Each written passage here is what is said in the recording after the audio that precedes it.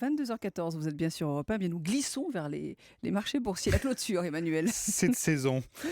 Et nous sommes en compagnie ce soir de Didier Hameau de Boursier.com. Bonsoir mon cher Didier. Bonsoir Emmanuel. Wall Street a reperdu de terrain avec la rechute du pétrole d'ailleurs. Oui, ça glisse effectivement. Wall Street en baisse d'1,14% à 16 431 points sur le Dow Jones. Le Nasdaq perd 1,47%, 4 503 points. C'est le pétrole qui une nouvelle fois donne la tendance avec une rechute du baril de Brent de 4% à 33,30$ après de nouvelles divergences de vues entre pays producteurs, en particulier entre l'Arabie Saoudite et l'Iran. Du coup, les valeurs pétrolières retombent avec Exxon qui cède 1,4%, 81,23$. Royal Dutch recule de 4,4% avec Chevron. Le secteur technologique n'est pas épargné. Apple, moins 2,2%, 94,69$. Microsoft repère 2,8%.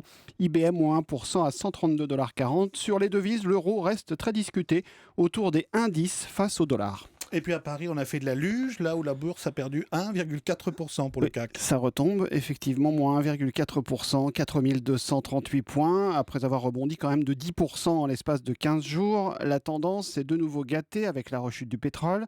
Les valeurs liées à l'énergie retombent, comme EDF, qui repère 9,4%, 9,60 €, alors que le broker UBS vise un cours de seulement 8 € sur EDF, en conseillant de vendre le titre dans un contexte de prix déprimé.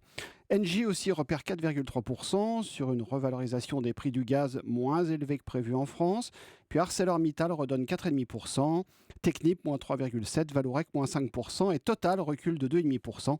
Standard & Poor's a abaissé la notation de la dette du groupe pétrolier d'un cran à A+ sur Total. Et puis l'exception du jour à contre-courant, Didier, c'est Thales qui a grimpé de plus de 6% aujourd'hui. 6,3% de mieux, oui. Après des comptes 2015 salués par le marché boursier, le bénéfice net grimpe de 44% à 809 millions d'euros.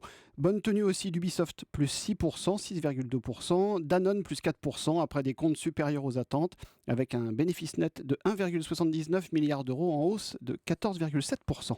Ailleurs, la bourse de Francfort repère 1,6%, Bruxelles moins 0,9%, Madrid moins 1,42%, Milan moins 1,95%. On rappelle le CAC 40 en baisse d'1,4%, 4238 points. Merci, nous étions avec Didier Hameau.